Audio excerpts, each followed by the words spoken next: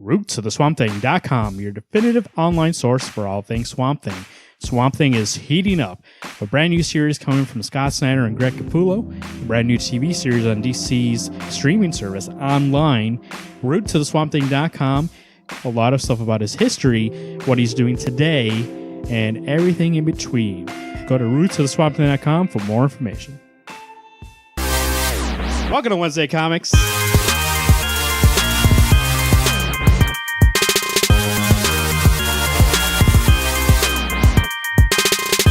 Brought to you by RootsOfTheSwampThing.com and SuperCon 2018 Return to the Con.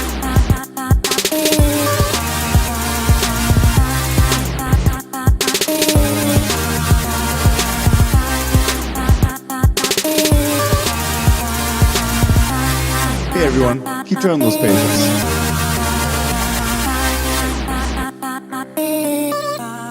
Welcome to Wednesday Comics. To my right, we have Shallow Fall himself. Alex, how you doing? Hello everybody. And across me, Deep Fall himself. Garrett, how you doing? I'm feeling deep. And I am... I am Daylight Savings Time. Push me back an hour. Push me back. Fall back. With pleasure. What if I fell back into time itself? Would it be like Interstellar when he's like... Oh, no, 2001 when he's flipping out. That's what it would be like. Oh, I didn't get past the 30-minute monolith scene, so I don't care. It was on today, 2001, and you better believe I stared at it for a while. Doesn't count if it's on if you put it in the player. I didn't put it in the player. It was on TV. What's the second part of that movie? The first part's the monolith with the Birth apes. of a baby in space. Oh, yeah. It's like the 50th anniversary or something like that. Yeah, it must be. 40? Something like that. Came out in the 70s. What would that be? 50 years? Yep. Yeah, so 50 No, 60. 60-year anniversary. Who knows? There's no way to know. There's not. Hopefully no one who's listening to the show is like, you guys are idiots. That's still not right. There's no way to know. The internet does not exist. But speaking of the internet, some news came in through the pipeline. Birds of Prey movie. First off, the cast here. Huntress. Cool. Harley Quinn. Boom. What? Horrible. Batgirl. Horrible. Good. Yeah. Right? Yes. And who's the fourth one? There's Canary? four. Black Black Canary? Canary. That's right. Okay, take out Harley Quinn. Yeah, instantly. She should be the villain. She's not a bird of prey. She's supposed to be the one that puts. You could put Poison Ivy on Oh, that team. At least that makes God. sense.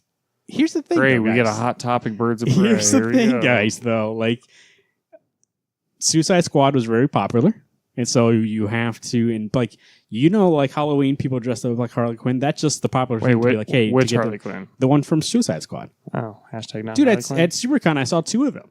So, and I didn't see any of the original Harley. I'm not saying that Harley Quinn's not popular. I'm just saying, why the hell would she be on Yeah, I two know. No, separate teams? that is very valid. She's on but a I'm just bad saying, guy team, and then she's on a good guy team. that's why. Well, Suicide Squad's still good. Like, they do good at the end. But they're bad guys. But they do good. All these other characters you just named for this team are good guys. Well, it's kind of it's supposed to be like they're working together for a common cause, and the common cause is going against Black Mask. They announced that Black Mask would be the villain, and they announced also they're going for an R rating, so they're not going to really hold back on it. I don't think that's necessary. Black Mask, I don't know. I was asking you guys before the show, and I said save for the show. Black Mask, does that need to be rated R, or can they push that guy PG-13? It depends on what Black Mask you go with. But he's kind of a gangster. I mean, That's what I mean. Like him, Huntress, is that PG? Is that rated R? If they make it like Huntress for sure. I mean, she's a killer. Yeah. Like, she does not pull back on that rule that the Bat Family has. So she's a cold-blooded killer.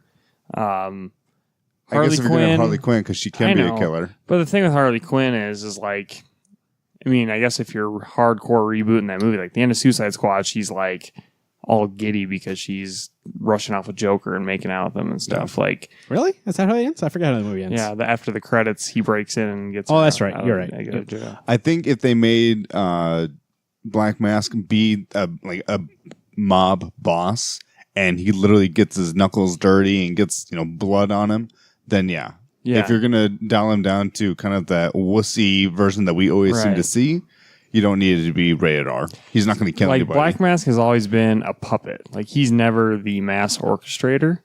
So it'd be interesting. I think the storyline they would probably do is they would probably make Black Mask the one that kills the Huntress's husband, because that's her motivation, is her husband gets murdered you're right. Yeah, by So that mafia family, and then she goes after all make of him them. the one involved, and Yeah. maybe she brings in Harley because it's some sort of common cause, or like Right. just Harley likes to be like crazy like that. Or And then- Black Mask pistol whips Joker, and then like, I'm saying, Well, I mean- I'm still struggling on how they went to pick her up. Okay, Oh, listen. I wasn't done yet. So then those two are obviously going against Black Mask, or like going in from that aspect, and Batgirl and Black Canary are going from the hero aspect, and they have to team up. Like they realize the only way they can take out Black Mask is if they all team up together.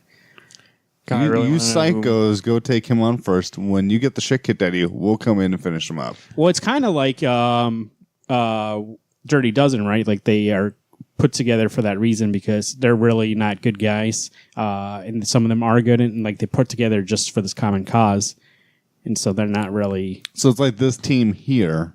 We got Yeah, If it was called Harley Quinn and the Birds of Prey, I'd be in. But if she is not a bird of prey, she's not even a bird.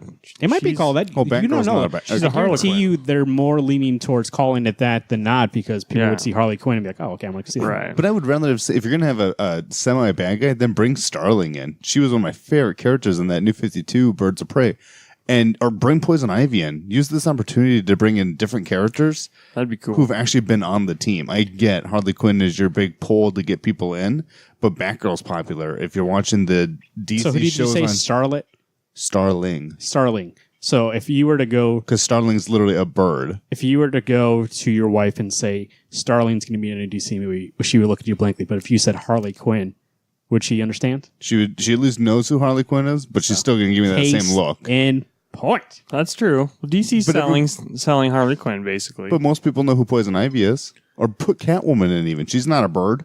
That's true. so Well, they were going to do Gotham Sirens. That was a rumor at first, and they went this way instead.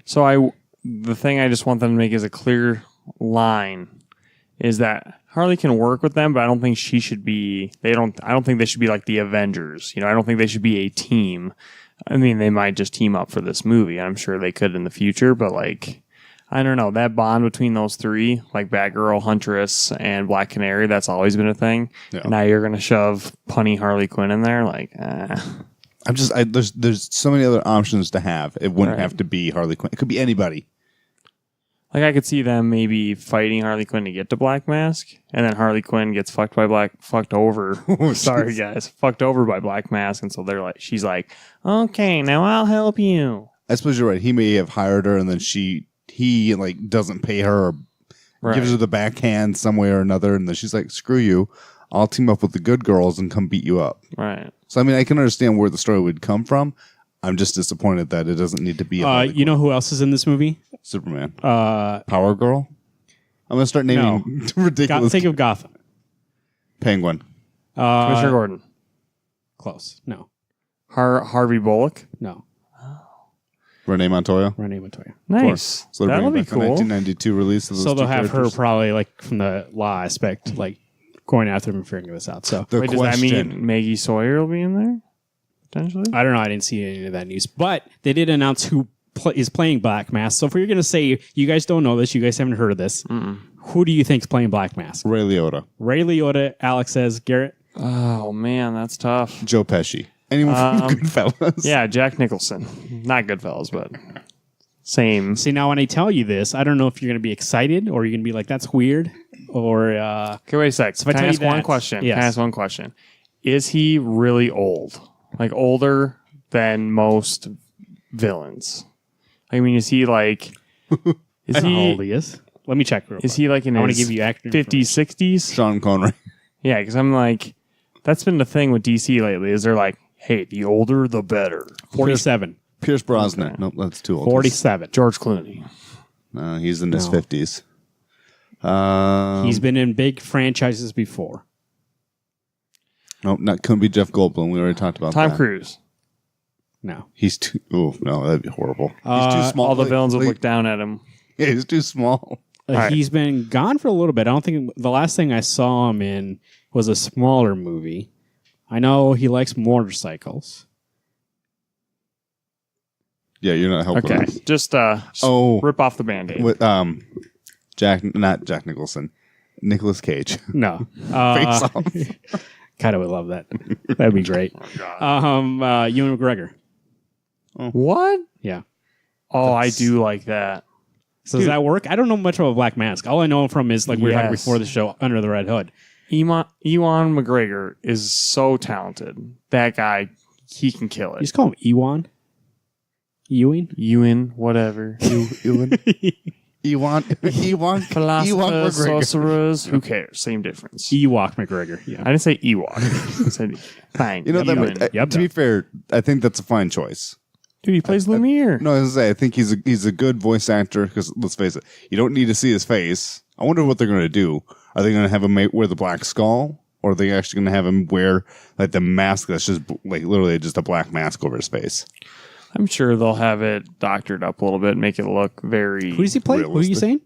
He plays Lumiere in Beauty and the Beast. Oh. He's the candlestick. Okay, I didn't know that. And then live action? Yep. I didn't know He's the bad. Oh, spoilers. He's in Angels and Demons. Wink. that. Oh, yeah, that's in the trailers. He's the bad guy in that. So, Yeah.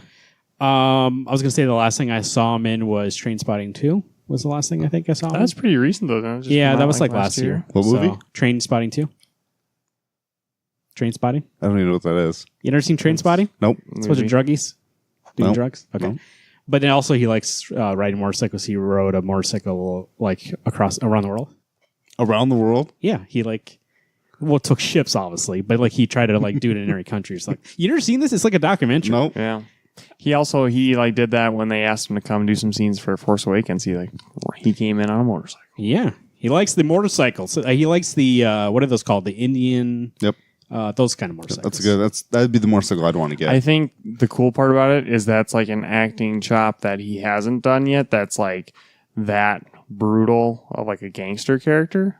Or at least what That's I've what seen. maybe. That's what I'm saying. It's like a weird choice, but I'm interested because I think how I think does he for play- him, like you don't want to do the same roles every time. You want to try something new, and I think he could do it. Who's writing or directing it?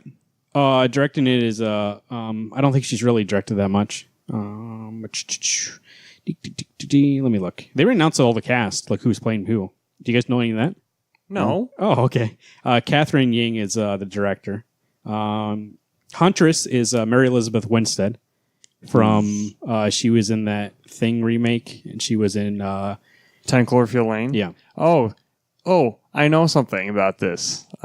Ewan and her, they have a thing. What's up? They're a couple. Oh, I didn't know that. Yeah. Black Canary is Now it all makes sense. Who's gonna play Black Mask? What about my boyfriend? Journey Somet Bell. She's so manly. What about my boyfriend? Well, she's the huntress. That's a good choice. I missed it. What? Journey Somet Bell. She's not really a big name actor, but she's playing Huntress. Oh, she's going to be Black Canary. Let me see. Did you have pictures? Like, let me click on it, but Oh. oh yeah, here you go. Left and right. Okay, I knew Okay. the Huntress girl because she was from what's his face? Scott Pilgrim Scott vs. the Pilgrim, World. the movie you've seen The with me? girlfriend. Nope, We watched together? Have not seen it with you. Yeah, we watched it together. Nope, haven't watched it together. And actually, they have what the movie's about. Detective Romain Montoya is Rosie Perez. It's older. You know who Rosie Perez is? You probably, if you ever saw her, you probably recognize her. Here's your picture. Rosie Perez. Oh, yeah, okay. She'll be Renee Montoya, obviously older, so they're going to have somebody she's established. Script written by Christina Hodson, so it's like a whole female cast and crew. The story is Harley and their friends are fighting to save Batgirl from Black Mask. But do you guys know what Batgirl? It's not Barbara. Because they want to do the standalone. Oh, wait, let me guess. It's not Barbara. They're doing Stephanie Brown. No. Oh. Oh, they shit, what's her name? Is it? Oh, Cassandra Cain. Yes, Cassandra. Which is cool, I think. That you're Damn. picking a Batgirl that's like not really. But are they going to do like the classic version of her? Or are they Who going to knows? do like what's her name? Oh, is she orphan now? Yeah, We'll see what they do. But that so far It'd at be sweet to least, see the orphan version. so though. far at least, I don't feel like they're playing it safe. well, isn't Kane she's the one that is the blacked out suit all the time, right? Yeah. Yeah, but Okay. in the even when she's Batgirl, she had her face was zipped. I mean, Yeah. she's stitched up and stuff. not in the past. I thought she was in the past. Not always. Or is that Stephanie Brown that was? No, it looked like that. It was like kind of more.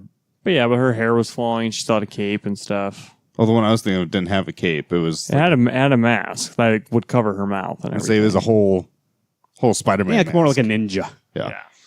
Speaking of That's ninjas, exciting. Yeah, so I'm interested. It's like like you guys were talking about, like all that story doesn't make sense. They're not playing it safe at all. They're not trying to be like, hey, you know what to expect in this movie. It's everything that they could go with the standard. They go left field. And maybe, you know what, maybe my being hard ass about it, maybe it really will be good. And it'll blow me away going, this is a fun idea. And like you said, no holds barred. They're just doing what they want to do. So we'll see. That comes out next year, right? But the only part I'm bummed about is like Barbara and Black Canary are like really close. So that's like, Yeah. that's missed out on that kind of storytelling. But oh wait, you're right. Her hair's not flowing out. This is what she looks like. Okay. Yeah, Well, that's what I was boys. thinking. Well, boys. Let's talk about some books here. And we actually didn't decide who's talking about what. So I'm just going to start and then you guys decide. Are you just taking the universe? Yeah, let's do that. I'll go DC. And these guy changes. Oh. Well, if you want it, you take it. Okay. Here's in Crisis number 2. This is Tom King and Clayman. This is the second issue of 9 now of Heroes in Crisis, the new, I guess you would call it an event. It's kind of like an event, but it's not really grand scale event. It's more an event about an issue, like something happening. Like Garrett was saying the last time we read this book, Crisis means something, or actually maybe in the forecast. It's some show. Crisis means something for the DC universe. So when a book has Crisis on it, something's going to happen that changes either the tone of the way the books are coming out, or something happens where it changes the universe somehow. So we have this book here where there's a sanctuary. The last issue we found out that some people died and were killed. And in this issue, we start out with the Trinity finding Harley, and then Booster Gold going to the Flash to be like, hey, I need your help. Somebody kill these people. And let's talk about Booster Gold for a second. So he goes and stops the Flash. Flash is beating up some people, doing the Flash thing. And he's like, hey, I need your help figuring out like to do the autopsies. And what's his friend's name? Skeet. Skeet is like, he doesn't know about it. And he's like, oh, and so when he says, hey, Wally died. Well, he's like listing off names, Yeah. and Skeets is like, stop. Right. You're going to the wrong spot. Don't say Wally. No. And he says Wally, and there goes Flash right away to go see Where's it. it going? He's like, where he's going? He's going to investigate. When he finds out that it might be you that killed them, he'll be back probably to take it on to you. And then instantly, like 2 panels, he leaves and comes back behind him and punches him in the face. Oh, He's like, God. That was pretty cool. what did you do? Is what he says. So now Flash believes that Booster Gold is involved. And Harley says that when the Trinity shows up, she says Booster Gold's the one that killed them. Like, I don't know why you guys are coming after me. She even holds Wonder Woman's lasso and says, Not only Booster's the does one who she did it. hold it, she steals it and then wraps Batman up in it and has the opportunity to break his neck if she chose to. I was excited for that. And she also, like, at that point, they're calling her a liar. She grabs it and says, no, Booster killed it, to be like, hey, look, I'm telling the truth. And then she uses that as an opportunity to say, hey, Batman's a liar. Because before, a little moment before, they were talking about Batman's doing the autopsy on Starman Yeah. or Captain Star. And they asked him, was like, Batman. Batman. Commander Steel. There you go, Commander Steel. He was like, do you have a back way into Sanctuary? Because we always know that you work out every situation to make sure that you're prepared. And he's like, no, I used Sanctuary was one thing that was sacred to me because I even went there and everything that was there recorded that got deleted right away. It was somewhere somebody could go and like let everything off their chest and get back to normal and then leave and go back into the world and be a hero again. So he says, I even used it. And he goes, you always prepare for everything, though, right? Because it's in kryptonite inside your belt. He's like, no, I don't do that anymore. And so when she grabs the last and puts it around his neck, she says, do you have anything to fight Superman? He's like, yeah, I got kryptonite in my belt. So even he lied, took that as an opportunity to lie. So who's even to say that about Sanctuary, he was telling the truth about not having a back way into there. And that's how that person got in to kill them. So what I love about this book so far is, and I was thinking about it when I was reading this issue, both these situations are set up so that we get some great character moments, but it also furthers the plot. Like, it doesn't feel like it's exposition. Like, these little moments that happen, like when Harley does that and says, hey, she's just trying to figure out a way, is there a way for me to get out of this? Do you have anything to fight Superman? She doesn't know that Batman just lied to Superman in that autopsy. Yeah. But it reveals that moment. It reveals that moment that Batman is a liar and he'll lie to his friends. And he didn't flinch at all. He was just like, nope, I don't have it. Like, there wasn't even any thought put into it. He just knows to never trust anybody. And with Booster Gold, like, he is so oblivious to what happened. And but something happened where the Flash went away and came back, and he believes it's Booster Gold from doing the crime scene because he's a crime scene investigator. So he observed the crime scene and was like, yep, this is Booster. Well, and Booster's trying to do what would Batman do? Yeah. He's 90% sure that Batman would start solving the crime. Well, then he's 73.3%. Now he's 63% by the time he gets down. to Flash, and kind of has it coming. I mean, he leads Flash to go there. But I think those and are great Flash moments, has nothing right? to go on. Oh, Those it was great. Great character moments because like that's Flash being who he is. He's a crime scene investigator, which is a great thing in the story to remember that first off, because sometimes Flash, they forget that like a dude's a scientist, like he's a crime scene investigator. To go there, review the crime scene and say, hey, I know who did this, and go back and basically say it's Booster from evidence. But if nothing else, it's showing that Barry is friends with Wally and he's taking it personal now. Oh, yeah. So it's not just doing the police work of apprehending Booster. Now it's personal. I'm going to beat the crap out of you until I'm content. And at the end of the issue, we find out Superman then booms off to go find Yeah, Flash, he's going to come because he intervene. sees that Flash is beating the crap out of him. In between these stories, we get little confessions, which is part of Sanctuary. When they go there, they let everything off their chest. It gets recorded, and they can kind of, go through that process of healing through counseling. But Batman was like, they get erased right away. Nobody ever saves them. At the end of the story, we see somebody that's like, hey, tape's going to be coming out, right? Yeah. And it reveals some things. And we see in this that Batman reveals who he is. He has his cowl off. And he says that all his partners always die, and he's mainly responsible for it.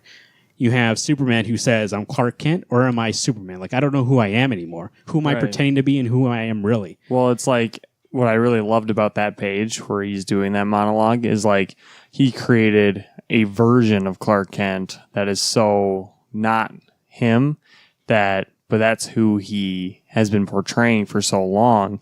But then he also is Superman. So that's the thing. Is like he's like, have I lost myself in these two personas when I'm actually me? Like I am Clark Kent, but the Clark Kent I'm being isn't me. So it's he's super layered. It's almost like which one's the actor now, which one is actually really me anymore. Because I fell into both roles so much, I don't know which one I relate with anymore. Like, am I Clark? Am I that kind of guy who wants to really settle down and just be like a reporter? Or do I want to be Superman? And like, so he doesn't know like which one he identifies with more anymore. So he's giving that confession. What was her confession about? I kind of forgot it. She had a dream about getting stabbed. Oh, that's right. And she goes to her mother, and she wakes up screaming from a nightmare, runs to her mom's room. Well, actually, she has to sneak by some guards, gets to her mom's room. Her mom is screaming because she's been shot by an arrow. And every time the other Amazons go to touch it and pull it, she screams louder. And so Wonder Woman Diana walks off, biting her lip. Next time she had a dream, she bites her lip. And to get over it without having to run to mom. See that one I didn't connect to as much because like I don't think that I think she was just saying I'm guessing she never told her mom this story. she chose to ignore. What do you mean? Tell her what? That she came to see That her she and came that to she see her. saw her mom in pain Oh. and screamed out. And instead of her screaming out like her mom did, she's biting it back and fighting hard Oh. Well, to not have part that. of what that is that she had a nightmare and she said, let me go to my mom because my mom's brave and she'll keep me safe from this. And she goes to her mom and her mom's vulnerable at that second because she had an arrow in her and she's obviously been hurt. So Wonder Woman sees that and says, and goes back and says, the person who I was going to go to protect me is now hurt and they're not going to protect me. So the next time she has a bad dream, she just bites it up and says, I'm just going to ignore it and like be brave about it myself, like to not choose to let the pain, like me have fear and not let me live it. I'll just bite my lip and like try to ignore it instead of, because there's the one time when she tried to be like, hey, I'm scared. I need you to protect me. The person she went to was not available for that. So Makes sense. she's basically saying in that moment, like people think I'm really brave. Mainly I'm like, I'm fighting through the fear and just ignoring it. It's all a face. So yeah, it's all It's all an act. So you have these three characters in which Batman and that one started crying because of he said that his partner's basically dying. It's really his fault. So you have Batman who's so sure of himself in front of everybody else, especially like in that scene we talked about, that autopsy. But then behind closed doors, he's not sure of himself at all. He's not a confident guy in that confession. You have Clark Kent, which seems so strong, which seems like it's like defined that Superman is who he is and Clark Kent's the secret identity. But in that confession, he says, really though? Like, do I really want to be that guy? Like, I'm not sure who I want to be anymore. And you have Wonder Woman, who everybody sees as brave and like fearless. And she's like, I'm not fearless. I'm scared all the time. I just choose to put on that face and bite my lip and internalize it rather than show that I'm afraid of things. This feels like a Tom King book. Like it's way more layered. We're peeling back this onion one issue at a time. That's what I'm saying. Like these moments, Flash has a great moment. Superman, Batman, Wonder Woman, Harley, I think, has a great moment because people just assume she's the bad person, and she's like, "I'm not. I'll grab this and tell you I'm not, but I'm not going to let you guys capture me and bring me in. I'm still going to try to get away." My theory is that Harley somehow believes that Booster Gold is the killer, but like that he's actually not. Like I feel like that's my theory is that I feel like there's some sort of person who like shapeshift and became Booster Gold, Right. kill these people, and then Booster Gold was like mind wiped or something. Like, right. Who jammed the teeth down Commander Steele's mouth or throat? Sure. I mean, it So, looks obviously like Joker. I mean, right? the teeth made me think of Joker, and then it's like, well, obviously, where's Joker been? We haven't seen him other than in Justice League, and that's one of the three that are out there. So who's to say there's not a third one that got into Sanctuary? That maybe the new three Jokers, maybe the new 52 who knows who Batman is. I mean, This Tom King could do whatever he wants with this book. it's very plausible that it could be Joker because those killings do seem like a Joker thing. It seems like he would kill him in that way, and he would put it on Harley, and he would make sure that like he is putting it on somebody else, and to make sure that they don't know about it. The only part of that is that she said she saw Booster Gold, and she grabbed the thing and was like, "Yes." So she believes enough. She's not lying and covering up for Joker. She believes it's Booster Gold, Right. So she's telling the truth to what she knows. So it has to be or what somebody. she thinks she knows. So it has to be somebody who can look like Booster Gold or shapeshift in Booster Gold. And so who knows at this point who it is, but maybe Martian Manhunter. That guy can And then we got to talk about Clayman's art. Super Fantastic. good. Like that guy has honed in his craft. Oh, he forgot the penguin scene. There's a penguin scene here, and Oh, that yeah. was fantastic. Danny DeVito penguin. Danny DeVito Oh, penguin. that penguin was terrifying. He's creepy. Jeez.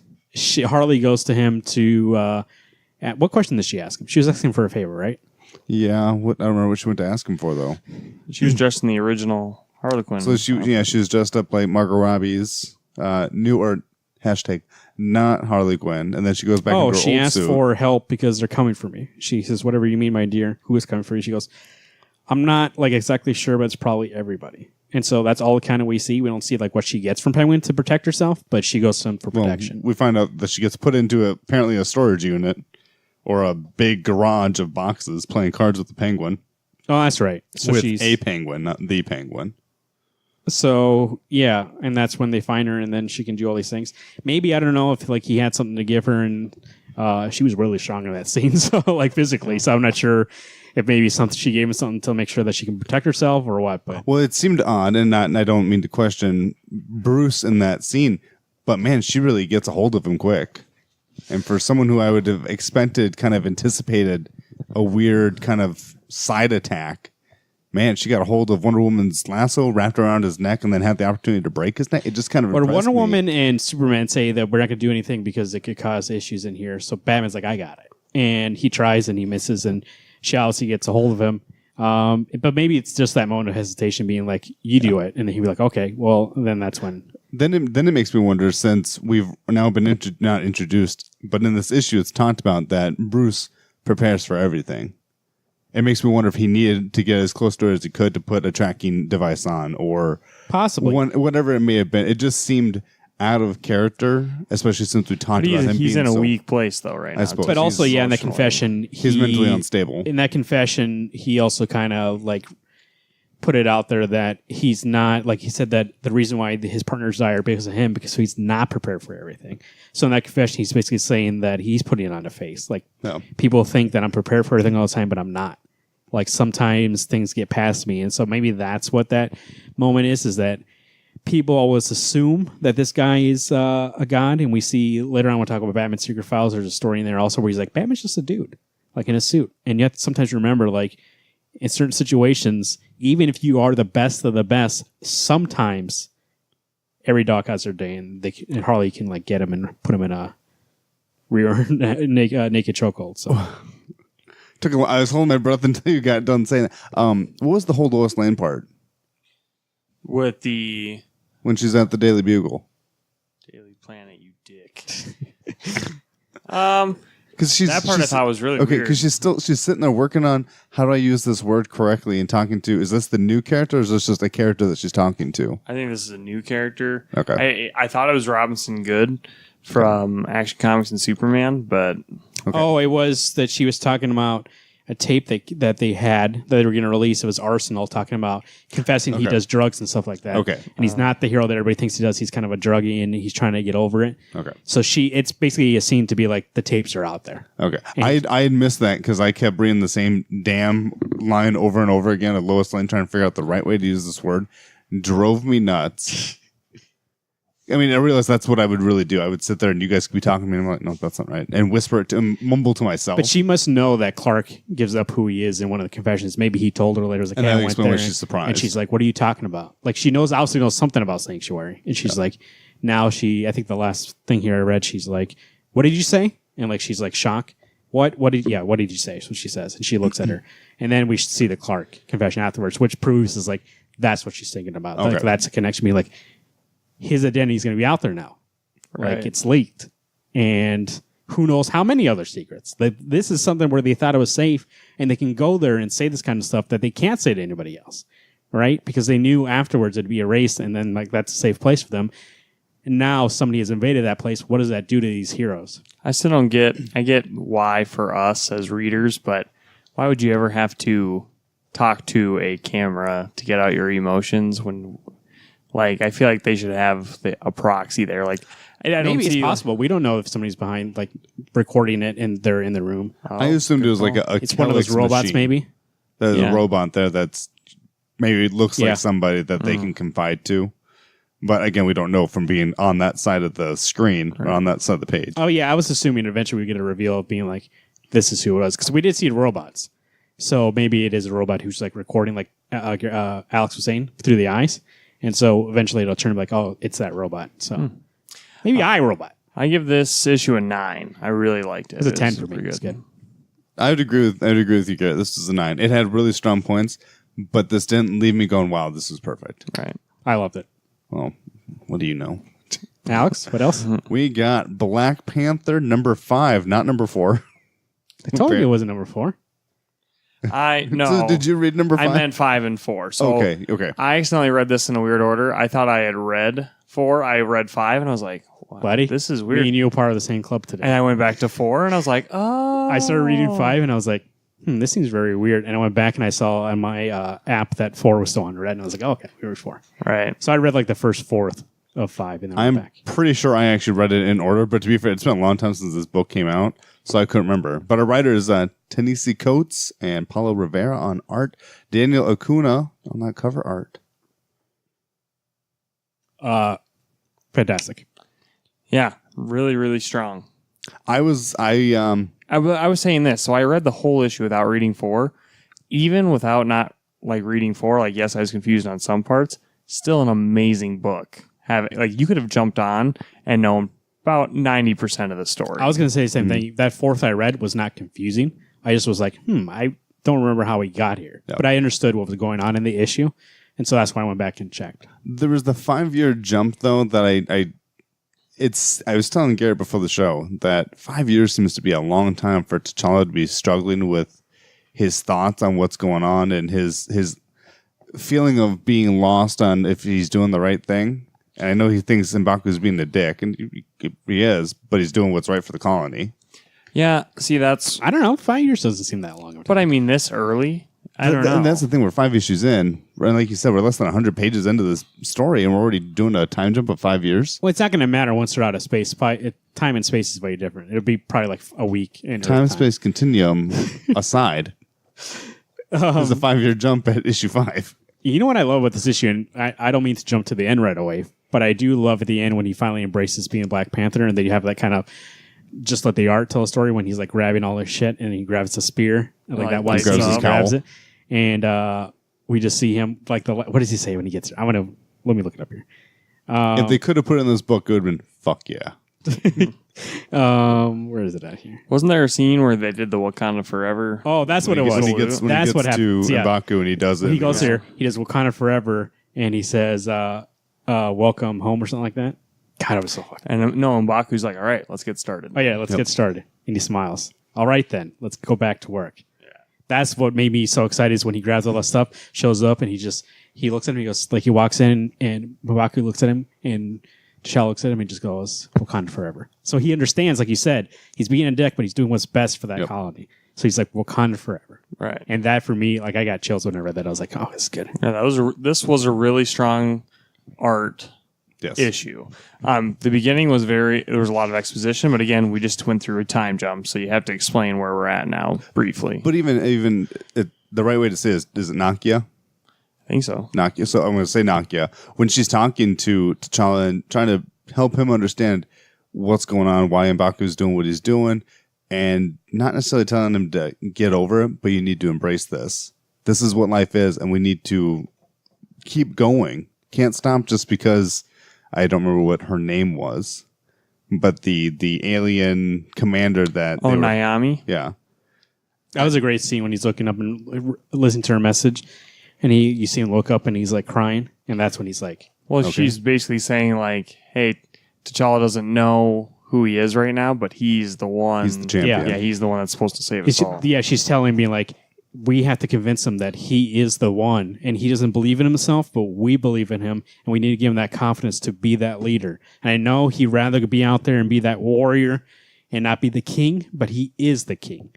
And he looks up and he's like crying. And he's like, I got goosebumps you saying things. God, it was great. It was fantastic. This whole 5-issue arc is, when I read this issue, I was like, I read this and was like, when does this trade come out? Because this is the thing. This is one of those books that, because you take Black Panther, you take him out of his universe, you put him in the situation that this is a story, right? There's no really continuity. This is what the continuity is. This is 5 issues.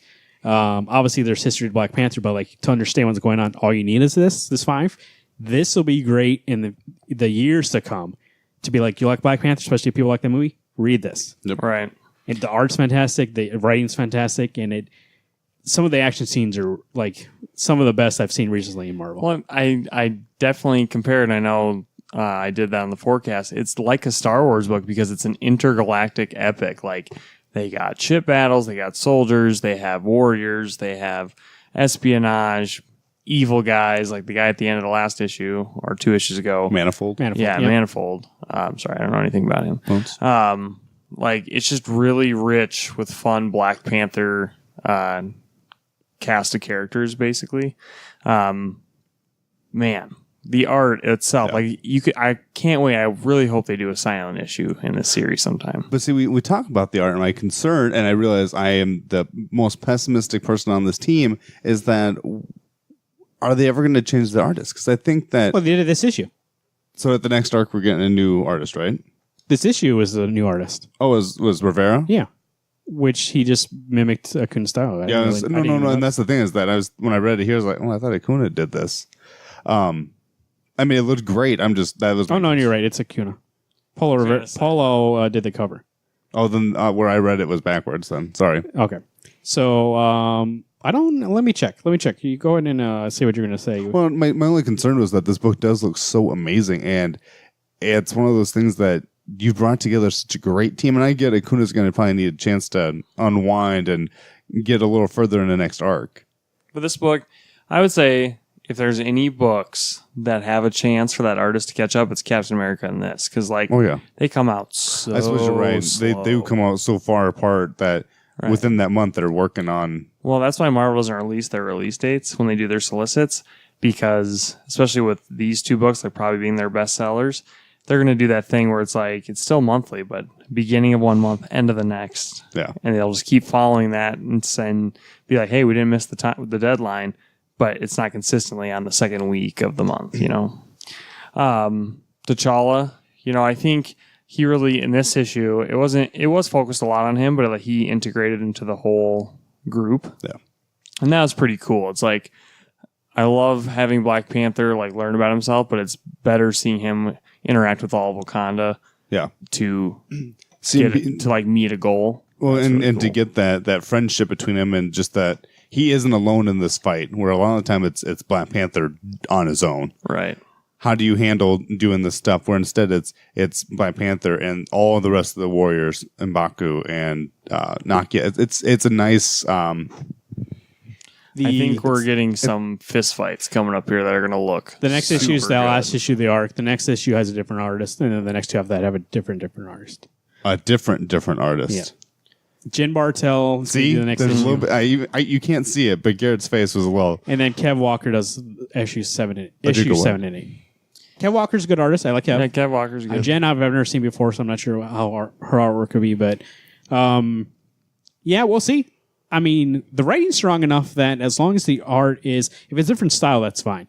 But as long as the art's great, I think it'll be okay. I think, it'd be very hard for this to go south. Wasn't the next issue the start of the Killmonger run? No, the next issue is the last issue of this arc. I thought the cover had Killmonger on it because he's the big boss of this. Blackbird, right? Did you get in that book? Yeah, Jen's doing that art, so she's gonna be on the next issue. that'll be She's a good. great Then artist. it'll be good. She's already drew like some pictures. Oh, yeah. Oh, that's going to be a good issue. So Nice. I mean, obviously, and Kev's great too. I love Kev. He did an issue of this Secret Avengers tie back here. So I mean, at least it's like in that same world where Jeff can get great artists. That at this point, people are probably asking to be part of this book. So at least at that point, and Daniel, I agree with you. Daniel Kudo, it can't be replaced, but at least maybe we can find somebody who can bring that book into their own, and Yeah. Jen can do her own thing, and then Kev will do his own thing. Hey, maybe it's like the Tom King's Batman run. Always different artists, but they're all good art. Yeah. It's different, but And it's it's all not good. to say that he'll never come back Yeah. ever again. He's probably working on the next arc. I give this issue an 8. This was a 9 for me. It was good. I'd give this a 9. I actually really did enjoy this. Those two moments when he realizes, well, actually, it's one big long moment when he says, "I am the king and I will do this," and he shows up and he tells Mambaku, he's like, "No, this is for Wakanda." Like that for me is Black Panther. Yeah. So I just imagine it's Schwarzenegger and Weather. Dylan, you son of a bitch, and they boom and it just explodes. Yeah, I do like him. Like in the first couple issues, I'm kind of sad that their relationship did fray a little bit, but hey, they can mend those fences. Hey, sometimes your friend's being a dick. Sometimes you don't know why they're being a dick, but you're still friends. Welcome to my world. Next issue, did you guys rate it? Yeah, you said 9 and 9. Next issue we got is Witches Bad Egg one shot number 1. something Which was we, actually Scott and 13. Jock. Yeah. something we two things here first, just for anybody else who's interested. If you're gonna don't go forward if you haven't read this yet. I want to tell you two things before you skip forward if you want, or if you're interested in this and haven't read it. One, if you're like Garrett and thought you could read the whole thing in Image Plus, it's not possible. It ends the story early. Yeah, 5 pages shy of the conclusion is where it ends at. So you actually have to get the one shot to see the conclusion. I just let Garrett read my copy. And two, it's 80 pages. So like expect to like I mean, $8. You're paying $8 and thinking, Yeah. this will be a 5-minute read. I don't know why I thought that. I think because it was an Image Plus, I was like, it's got 2 pages per issue. There's 12, and I was like, that's probably just 4 one issue. pages an issue. And there's some issues that were quick, and there are other ones that actually seem kind of long. So Bad Egg is a prequel to Witches 1, a character that we see in It's this. a prequel? Yeah, How is that a prequel? he says in the book. No, it says in the beginning of this is going to be a prequel to the first arc, and Sebastian's going to be in the second arc. Yeah. So you missed out on that too. Yeah, I didn't see that letter was in the comic. Yep. Yeah. It was Oh. the first page of the comic. So prequel to Witches 1. Yeah, Correct. It's a prequel to Witches 1. But he'll show up in He'll show in volume that. 2. And I believe they said that this character, his mom was in Witches, which I don't remember because it's been so long. It's been so long since I've read it. But he says that she was in that, so I'll believe him. It's This his is some book. bullshit. Like, why'd I waste my time getting all those Image Pluses if they don't give me the whole story? We were promised the whole thing. Maybe Yeah. I don't know. Maybe they canceled the Image Plus before they could finish, and their plan was to put one more issue out. I don't know. Who knows? Because they put the whole Negan thing. Yeah. and so That was amazing. So, I don't know. so Bad Egg is a one-shot story about this kid Sebastian, like Alex was saying. At the beginning of the story, we see Sebastian has a friend next door. What's his name? Oh, Jackson. Jackson. Well, so it starts off is that Sebastian's going to school. He's running late. He's got a science project. His mom says, you're running late, but no backlots. And so Sebastian's riding his bike. He's like, well, I'm going to be late to school. And I go to school with this nun, and she's going to slap the shit out of me if I don't make it there. So he throws his bike over, climbs over the fence. And he's riding his bike and gets ambushed by a guy who wants to offer him candy. Actually, a ride to school. And when Sebastian says no, he rides his bike. He gets clipped. This guy gets out of his van, grabs Sebastian, is taken to the back of the van where you hear this chittering, clicking sound. And it turns out there's a witch baby in the back. And man, if Sebastian's mom didn't show up at the right time, beats the crap out of the guy, and then goes and kills that baby witch. So we get shown up into the 6 months later, and like Marvin's saying, is that Sebastian lives next to this other kind of, not necessarily a naughty kid, but a kid who's just kind of does... Someone you can hang out with. Yeah, just a friend. Someone he was told not to have was a friend. So, And so just Jackson and him are to friends. reiterate something that I was like, I think he says this. Let me just read what he says. Clara in this issue, he goes, features a younger Clara, the fierce witch hunter from the mysterious group, the Irons. So they were in the first arc, but I don't remember that. But who knows? Again, 7 years ago we read this. So Sebastian's going to be That's like nuts. Kara was saying, and witches too. So, it's not been 7. Man. but obviously, if this is a prequel and it says a younger Clara, then Sebastian's going to be an older guy. Yep. Or at least be like 20, 30 years old at that point. So we're going to have him be a main character in the next arc. What Alex was saying, what happened in the beginning of the book, you know something this book did? I love this issue, by the way. It's 80 pages. But when I was reading this, I was like, this is the Scott Snyder that I fell in love with American Vampire. And this is the Scott Snyder that I've been missing. Yeah. I don't like any of the like superhero epic, mystery kind of things that he does. Like, well, let's go back in lore and do this. This guy who writes this horror stuff. It's this book. There's some scary moments in here. There's really great family moments. He's good about being like, he loves Stephen King, and that can, like, Stephen King's great about family stories that are relevant horror. Like, what scares you and what scares them is like, This felt like The Shining. Not even story wise, but like you said, family wise, and just the horror that was in it. But like, what's scary here is not only the witches, which obviously are scary, right? It's knowing that he's friends with somebody who might not be a good person, right? He's friends with someone. He's like, is he involved? I'm not sure. And eventually he figures out that actually he's much as a victim as anybody else. And actually they're getting him ready to feed to the young witch. But his parents are bad. And so like the thing that comes out of that is like parents are called sucklers. Sucklers, yeah. Or they're part of the high horn or highest horn, where they worship these witches. They do whatever the witches need. They collect animals for them, or they, as we find out in this one, they are actually prepping their child to be fed to this witch baby that is in a big pit in the ground. And then another scary thing that happens that Garrett didn't see until he read my issue was the idea that maybe your parents aren't always good, right? Yeah, at the end of the issue, there's a kind of a twist that his mom's the one that sold him out and wanted to kill him. And he has to grow up in a second and make a decision if he kills his mom or not. So he decides he's going to do it and throws that... rub. I think it's a rub. Throws that on her. Which is like poison to the witches. Yep. Yeah. So as we find out in the this sucklers, issue, anybody who's been involved in that. well, and it sounded like it's blood specific, because that's what they're doing with that pig, is that they're giving this pig the feces from this family to find out how vulnerable they are to these certain rubs and inoculates that they're given to Sebastian normally to make him invulnerable to these other poisons or suggestions. And that pig just burns up to hell. And then, so that's what he does at the end of this book, is he takes that rub and throws it on his mom, and his mom acts like she's burning to death, just to find out that she goes, "You passed your test, kid. Oh God. Way to go." When I just read that tonight, I was like, okay, classic Goosebumps ending. You're gonna die. Just kidding. You survived your training. And then, of course, his son and mom, they're like, "Mom, funny joke." Okay, no offense. Probably would have wanted to punch my mom if she did that to me. And what's funny is at Never the said end, fuck you, Mom. something he got joy in was racing those cars. And at the end, for him, it's just like another day. He says he doesn't really get excitement from it.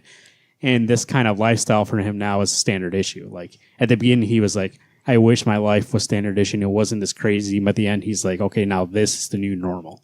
Oh. And it's really about like that fear of like being more responsible for something and not being a kid anymore. So like there's a jump in this over this 80 pages where at the beginning him and his friend are just kids, want to play with these cars, and by the end his friend's dead.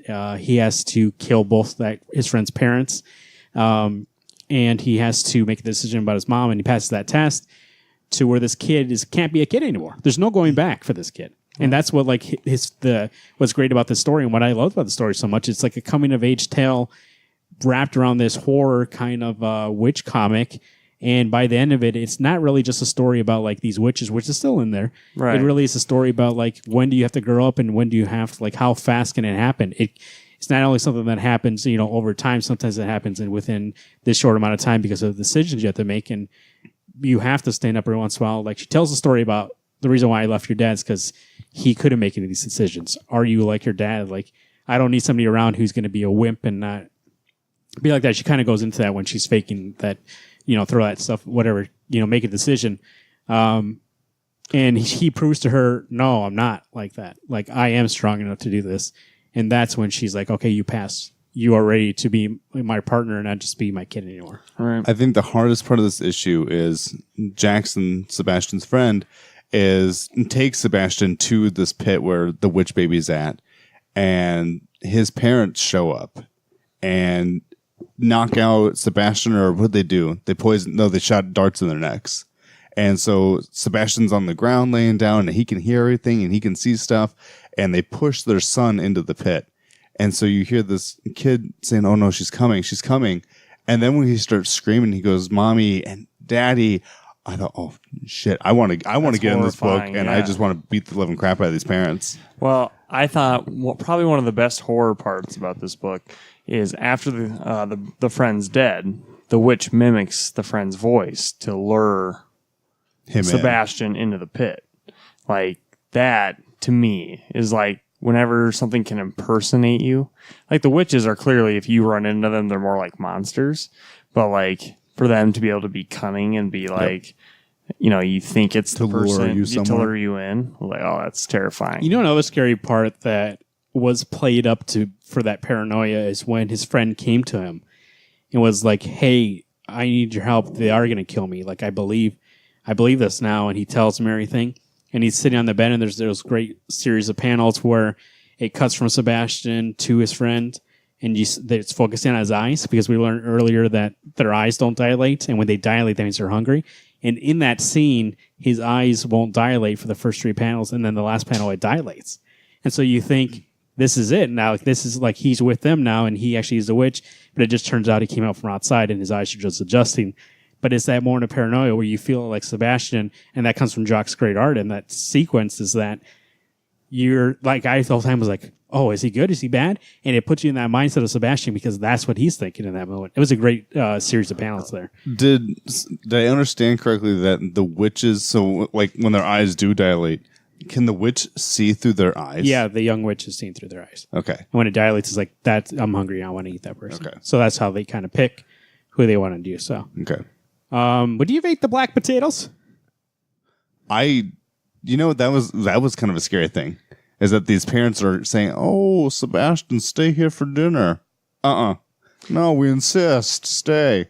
So then they're trying to give him these black potatoes, which are either laced or they are magical or supernatural potatoes. Oh, he would have died if he ate those. But then he drinks the water. Right. And the water they laced with something. And so he passes out. He runs out of the house and passes out. And luckily, Mom gets a hold of him. And so she keeps him locked up in the basement and goes, I got to at least keep you down here for 12 hours. Make this sure issue you're... a lot plays with the theme of trust and who do you trust. At the beginning when the van, Sonny pulls up, he's like, hey, I'm your friend's dad. And he's like, oh, okay. Mm-hmm. And realizes he can't trust him, right? And that's when he first realizes maybe not he can't trust their area adult. Just because they're adult doesn't mean that they're trustworthy. Same thing with Sebastian's parents. Like, can I trust them? And then he knows that he can't, right? Sebastian, he's like, can I trust this person? He's my friend. That's what I think. But I think one day I'm going to have to kill him. And during that scene, like I was talking about a second ago, like it's that moment of being like, do I trust him enough to stay here and believe him? Do I believe him at all? And then at the end, do I trust my mom? And it's like, okay, well, she betrayed my trust. And then she actually, and when she's like, that was a test. In a way, she still betrayed his trust by like not being truthful and being like, this was a test. Like in that moment, she like tricked him into being compliant and like being part of this, the Irons. Yep. When he never chose to be, and like, and the whole thing was a test because even like she told that guy's parents that he was out there. That was part of the test, right? That's why she knew he was out there. It's like, yeah. I want to see if you can do this or not. Right. Which still, I mean, at the end when he's sitting there being like, and you can tell like he lost a little bit of his innocence because he's like, that's still a betrayal of his trust that his mom would have put him in that situation. Right. Even though he got out of it okay and he's okay, it still is something that like, she just threw him in the deep end and was like, learn how to kind of swim. shows that he's like, he's not necessarily valued. He's just a variable. He wasn't her son anymore. He was a warrior in this fight. Right. That's what he was. But that's what she had planned on doing anyway. So it felt kind of like Supernatural, the TV show, where she brought him here and he knew they were going to Podunk Town, Kansas, yeah, I know. That's what they move a lot, intentionally yeah. to kill this witch baby or to find wherever whatever group of creatures he had to find. Yeah. But he was told never make friends wherever they go. So he ended up making a friend accidentally. And his mom keeps going, are you going to be able to do what you need to do? He goes, of course I can do what I need to do. But it's that moment where he's trying to still be a kid, Yep. and she doesn't want him to be, so she forces him not to be a kid anymore. It's almost like when you think back to like Sparta, right? Like the kids are warriors; they're bred from beginning to be warriors. But he still like wanted to be that kid, but she's like, "No, you're going to be a warrior in this fight." And at the end, she forced him to, and now his friend is gone, and that is like a semblance of like when he dies. That's it. Like he's not a kid anymore. Like he holds his friend dying in front of him. He's like, I stood in that pit for a while and like looked at him and being like, my friend's dead. But at least his friend did get retribution. He killed that witch baby a lot. Yeah, little sister, here's that rub. Yo, man, that was scary. Because you think, okay, Jackson's dead, and she's talking to him, and then he rubs that rub in her face, and oh my God, even Sebastian's like, dude, she's dead. Let her die. It's like, way to go. I mean, this book was excellent. This got me excited for two more Yep. than reading one at all. One I Yeah. thought was like good, but it wasn't great. This was fantastic. This was really good. I give it a 9. Nine This is for a 10. me, too. I am so excited for 2019 to come out and for these two to put this book out. I thought that jock art was spectacular, and like you said, this is the Scott Snyder that I enjoyed. Yeah, it was fantastic. This from his wasn't standpoint. how big can I make this world. This was a nice held in story focusing on character development and making me feel for these characters. And you know what? This book was scary, and that's You know what I what? wanted from it. There's nothing wrong in this book, so I would give it a 10 too. I don't know why I'm thinking about being like, why am I giving it a 9? Yeah, 10. Okay, I'll grade it to 10. It deserves it because it does character development. It does horror. It does have cool action scenes. It has those scenes for Alex where he can be like, "Oh, I could do this because this is practical." And You know what's this makes fantastic? sense." Scott could very easily, knowing, especially with the way he set it up, being like, this character's going to come back in Witches 2. He could very much have set up this one shot just being an introduction to Sebastian, and the story could have not ended and been like, okay, here's like the first instance in which you'll see Sebastian. But this issue really is one story over 80 pages. There's a conclusion, there's a beginning. And there's a full arc for his character in this issue. It's not something that you'll read being like, okay, this is just like kind of a cash grab to get people interested in it too. This is a full story, and this is great enough that like this could have been Witches 2 and I would have been okay with it, and then Witches 3 could be the next thing. So. As I know you got the freebie, the Image Plus. I'm going back I think you to should get go back it. and get this Oh, issue yeah. just to have the whole run. 'cause Right. This was exactly like I thought I had it all. I was like, okay. And then it's like, oh, guess what? You got fucked over for committing to a magazine where they said they were giving you a whole story. This was the DC holiday special for you and I, where we missed out on that Mandiple art. Although at the end of this, it's better. Right. Good stuff. What else we get? I don't know. Tell me. Batman Secret Files. Oh, that was That's your his book. first one. Oh, jeez, I thought that was mine. Oh, or yours, I mean. Batman Secret Files. Let me pull it up here. I wasn't prepared for this. Oh, really? We were shocked. I say, to be fair, that Witches was a lot of good chat right there. Batman Secret Files #1. This is Tom King, Mikhail Hanin.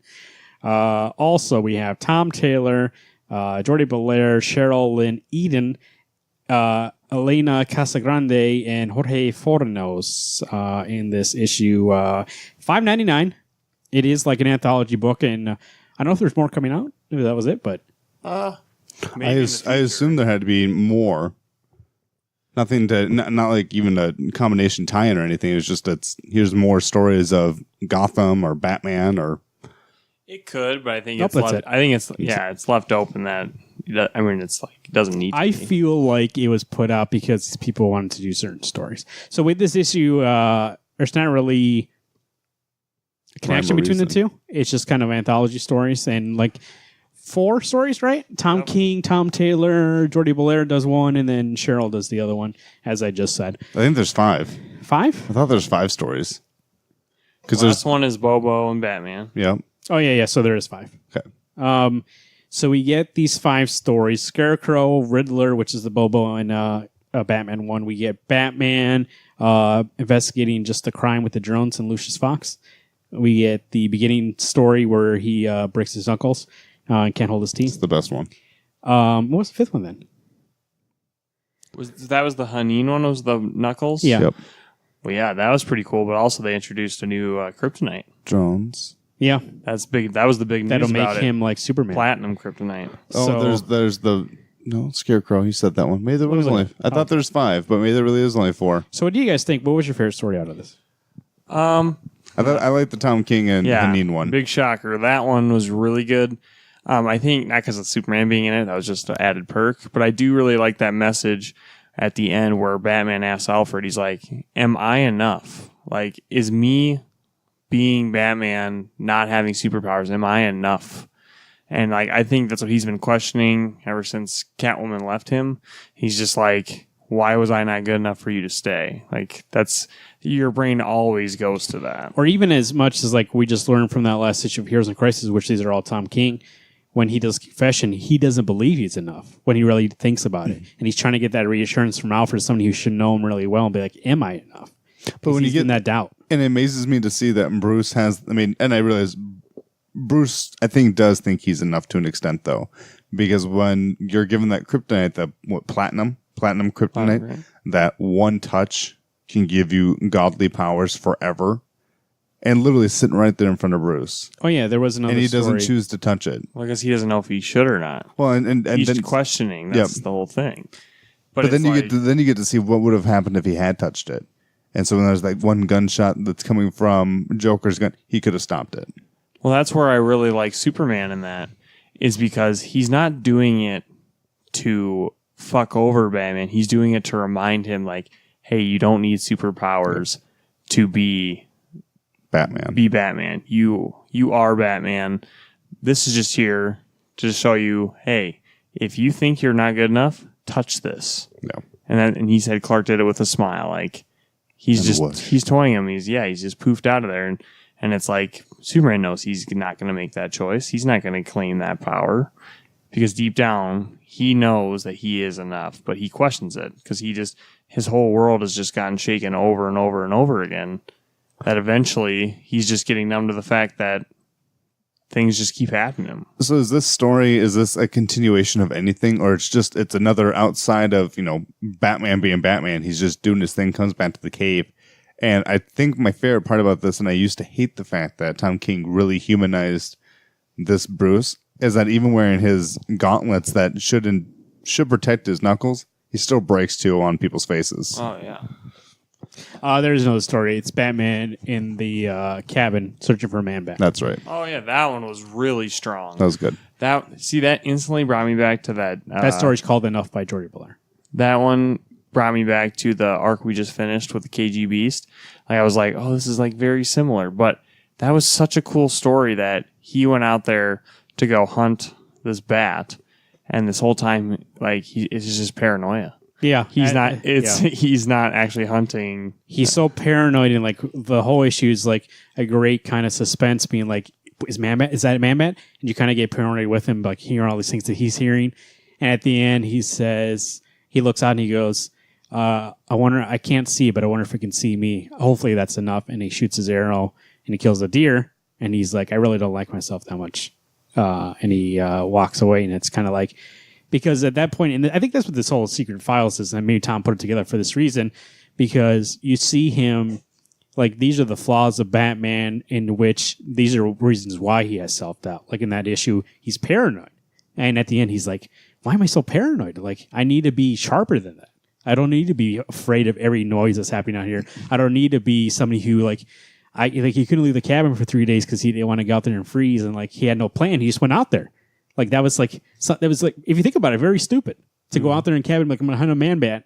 You're like, why is this? I'm going to hunt a Man-Bat. Like, you're going to go out there in the middle of the woods with the bow and arrow and hunt the Man-Bat? Like, And the last story with Detective Chimp, it's like he, in a way, was kind of embarrassed to be seen with this guy and didn't really trust him that much. And that's part of the Bruce and Batman that we know. He doesn't really trust people that much, and ends up but Detective Chimp trusts the person who let him go so much that he was protecting his son, Max, right? And he was protecting so much that even that when Max shot him, he's like, it's not his fault. Like he's going down a bad road, and he lets him go, and like he's like bleeding out. And Bruce at that point realizes like, you're a good man, I'm not Is afraid. Bobo a man? Well, he's No. He's a chimp, though. Okay. That he says that he's a chimp. like got shot at me so much. I was just like I felt for that when he got shot. I was Because like, he's so loyal that he's like, your dad saved me, so I'm going to save you. Go. Even though you just shot me in the gut. Right. Like, leave before Bruce gets here because he doesn't trust anybody. Yep. If I told him, hey, this guy's okay, like Mary says it earlier, he goes, no, he's trying to go down the right path. He's just with bad people right now. Bruce is like, no, I don't believe it. And at the end, he's like, maybe I should trust people more. That's what all these stories are, like the paranoia, the trust. Like, these are the attributes we think of as Batman. And we go back to that first story. Am I enough? Like, and we go back to Heroes in Crisis. Like, he's that self-doubt, like you were saying, humanizing Batman, being like, am I okay? And from Catwoman, like, all this is self-doubt around Batman, and that's kind of where he is right now, his world. He's making these stupid mistakes because he doubts himself so much. In the Mr. Freeze Batman arc, like, he was too angry, right? In the KG Beast arc, Nightwing gets shot because he's making stupid mistakes, right? And being out in the open when they know shit can happen. He goes out and beats him up too because of that anger. Like something he said he wouldn't do anymore because of that Mr. Freeze arc. And then he does it the next arc. Like, this is not a man right now. And then Heroes in Crisis lying to his friends. This is not a man right now that is the God Batman that we know anymore. This is a man that's been broken so many times. And especially in the main Batman arc. And these are all Tom King, but they're all connected in this way. And I know this is the way he's going with this. Bane has broken this man so much. And this is all from Bane because you saw the Catwoman thing. yeah, Like, he mentally though, he's because broken him physically before. he tried to break him physically in that one arc, right? And Batman beat him. right. So he's like, okay, if I can't get you that way, let's do it this way. And that's where Batman is now. So when Bane comes back in this whatever last arc he has, is Batman going to be broken before they fight to give him the advantage, or is Bruce going to come back for this at all? I forgot that. So KG Beast was hired by somebody, and it's like, who hired him? Didn't even occur to me. It's Bane. I didn't Probably. think about It's that the either. League of Douchebags Because that he's put together. Bane is using these mind games now. Like, let me take out his. And be like, I couldn't protect Nightwing. Yep. Like, he was like, and that's we see in Heroes of Crisis. Like, I can't protect my partners; they die all the time. Yeah, you got to remember that Bane is very cunning. Like, he went to Gotham like 4 months before he actually confronted him and like studied Batman. So when you think about it, like, even though you're This just is talking about like, this is Bane from Nightfall. Yeah. so even though when you think about it, even though we were just talking about like, is this the only issue of this? Like, what's the right reason for this? I think the reason is like to reiterate being like how much Bruce is not really himself anymore, and how like all these mind games that Bane's playing, that he's playing them from afar. He really is being the puppet master right now. How it's breaking Bruce in these ways, and Heroes in Crisis, obviously we see is breaking him down so much that Bruce is confessing and crying because he feels so bad about like what happened tonight when he can't protect his people anymore. And we saw with Catwoman, like, in that you're making him angry, you're making him make stupid mistakes, like in that when he was investigating the Mr. Freeze, like he said, I was so angry and so sure of something, and like I wanted to make sure that I got Mr. Freeze, that I missed clues.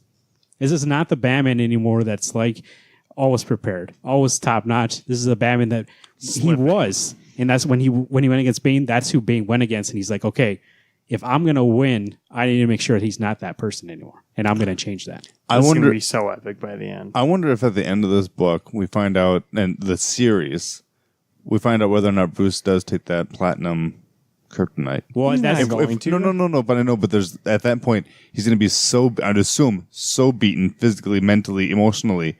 He's going to be so tempted to take that. But what And to happens and to when Bane comes at overpower him and Bane. he can't beat him? Does Bruce doubt himself so much that he won't be himself anymore? That's when you call, Yeah. hey, Soups. Superman comes down and breaks the Bane. But you know, Superman wouldn't do that. He'd be like, "No, let's bring him in," and Batman would be like, "No, that he like needs to like I need to break him." And so, what's stopping him from using that platinum kryptonite to be like, "Let me do it myself"? I mean, if we're humanizing Bruce that enough to go Bruce will cave and be like, I need to win. It's either I win or I die, much like it was against KG Beast. It was, I'm so mad that you hurt my kid.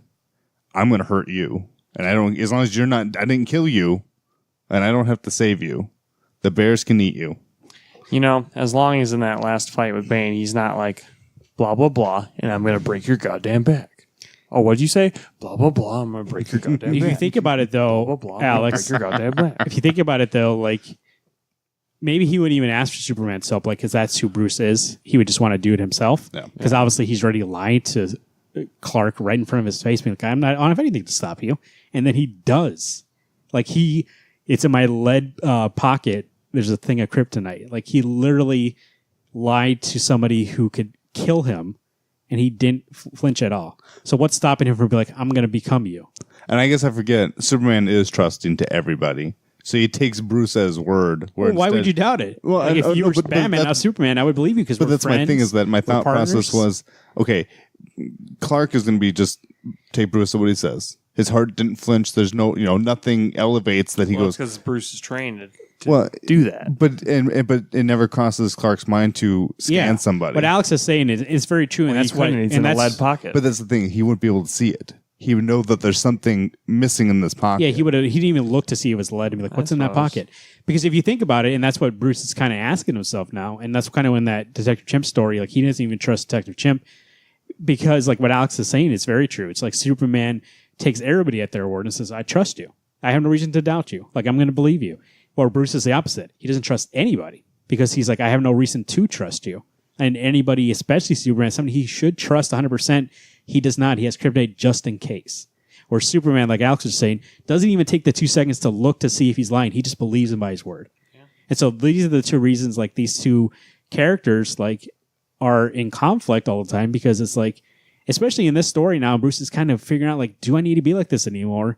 Because he's saying, I'm not the one who is saving people anymore. I'm the person who's messing up and like all this stuff's happening. Like Catwoman left and Nightwing got shot in the head. And in these stories, like that one person who got taken out by Scarecrow or the fear toxin, like he's lost forever. He's not recovering. And Bruce couldn't do anything about that. Like he was fighting Scarecrow at that moment. And all these things, and like Mr. Freeze, like he put him away. And if Bruce didn't have a second thought about, like, let me go back and look at that, somebody innocent would have gotten away. All these things are things that Bane have made this character doubt about himself. He was so sure. That's a character who before you could have been like, Batman is so sure of himself. And now he's like, he's done enough where Batman's like, but is that right? Like, am I okay? Yeah. Damn. It has a lot of layers and like gets you very excited for the second half of Tom King's run. This is a book that had I not been doing this with you guys tonight, talking about it, I probably would have cared less about this. But actually hearing your guys' thoughts on it, it's, oh, you know what, this is actually a really strong issue. We all started this being like these kind of random stories, and then actually when you guys were talking about the first story, I was like flipping through it. I was like, actually, when you think about it, I was flipping through the Winter story. When you think about it, they all kind of have to deal with like examining Bruce and being like, what's happening to this guy? Yep. Like, let's stop and think for a second. Like, and maybe like instead of wasting time in King's Run or in Heroes in Crisis, he's like, let's quickly like go to the side real quick. You don't have to get stuff you don't want to, but this more reiterates what I'm saying. Like, this guy is not doing the best because he does not really win in any of those situations in that book, right? Well, the only story we didn't really talk about, and I think it was the weakest out of all of them, is the one with Lucius Fox and the drones. Like, that just felt kind of forced. Like, but I mean, even in that story, like Batman does not win in any of those stories. yeah, This whole thing is about Batman failing. This whole Secret Files is. And so I even though like I think that part reiterated like somebody he did kind of trust to a certain point was doing this with the drones, right? And like that whole weapons, like who are you selling these to? Like what's going on out there? He's not even in control enough of his own company right. at that point. I think that's true. what it was supposed to be like. You have weapons out He there. blames Bruce Wayne. He's like, Yeah, it's like, hey, there's Wayne products out there killing people, and it's like he's like, what are you talking about? Like he's out there every night trying to stop crime. Meanwhile, his company is helping crime, and he doesn't even know about it. So I think at that point, it's another part of that doubt, being like, what am I doing? Like, even my own company's contributing to something I'm trying to stop, and and I think that's what that story was trying to. It is the weakest one out of them. But I think that's what it was supposed to do. I didn't think it hit that point exactly, but it was I think that's what I was trying to say. Yeah, I tell you what, this is definitely the Batman, at least this last 2 years, you see the least amount of Bruce. You haven't seen it for a while. And say frequently in other Batman books, you see Bruce shows up, he at least makes an appearance at the company. Yeah, he hasn't done anything like that. He's out wandering the world fighting crime all night, every day. So he doesn't even know what's going on in his company anymore. They're selling weapons to people. I don't even know if he knows what's going on in the city anymore. Obviously not, since he doesn't know the drones are out. This was an 8 for me. 8? It was I good. would put it at an 8. I was Tom King I was one was the thinking strongest 10. one. I was thinking 10 for all 3 stories except for that Lucius I Fox. feel like the idea of those stories, a lot of them were like, obviously Tom King probably oversaw the whole thing. His story was obviously the strongest one, and some of them were strong. Jordy Blair's was great, and the last one I think it was great too. They all were good, but I don't think some of them just kind of missed the mark a little bit. And so if like Tom wrote the whole thing, I think it would have been fantastic. But some writers maybe didn't realize fully what he was trying to say. So, but otherwise, it's a good pickup. I think that Detective Chimp looked good. Like that was probably the best Brad look Walker, I'd seen. Yeah. Brad Walker and Tom Taylor. the best. So we got our last issue of Old Man Logan, which was number 50, written by Ed Brisson, art by Abram Robertson, and Andrea Sorrentino killing on that cover. Yeah, so Rob, the artist, Robertson, he's done this last arc, and he did the Hulk arc, I think the last time. No, that was Diodato. Yeah, Mike Diodato. This last arc has actually been really great. It's really gone back to its roots as a comic, and it's like it gives you very much that Old Man Logan by Mark Miller kind of feel. And God, it's good to see a savage Wolverine again. Like, I'm sick of dopey Wolverine, and this one, like especially this issue, because you know the cliffhanger of last issue was he's reaching for that Regenerix. Yeah. And he finally gets to use it in this issue. Finally gets to go berserker. I mean, not even berserker rage, but just, at least good. At least back to Wolverine mode, where he's actually trying to hurt you. Be ruthless.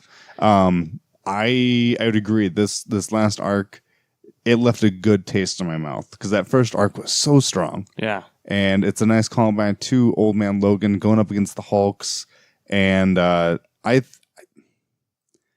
was actually grittier than I had expected.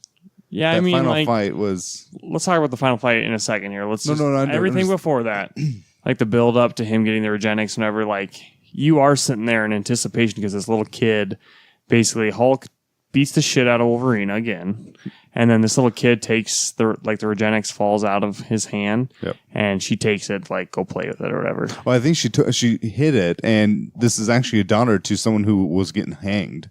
Right. And she was too busy watching Wolverine fall out the window and then watching this fist fight happen.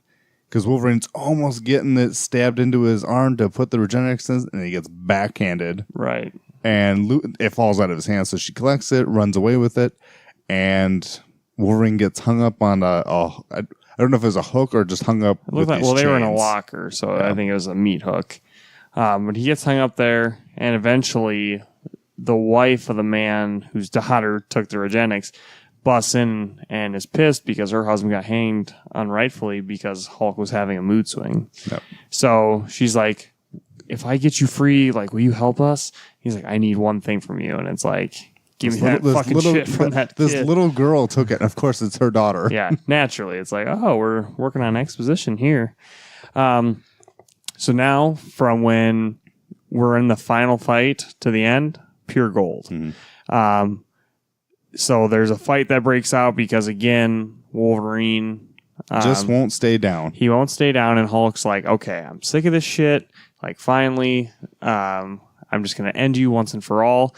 And then this huge fight breaks loose, so they start shooting the Hulk, and the rebels and the Hulk are fighting. And during this time, the wife comes over to Logan and pumps him full of it. Yep. And Shirt can't even stay on, or it was already off, wasn't it? So right. Claws just come out. Yeah, he gets his claws out. You know, he's super buff. Everything's looking pretty good.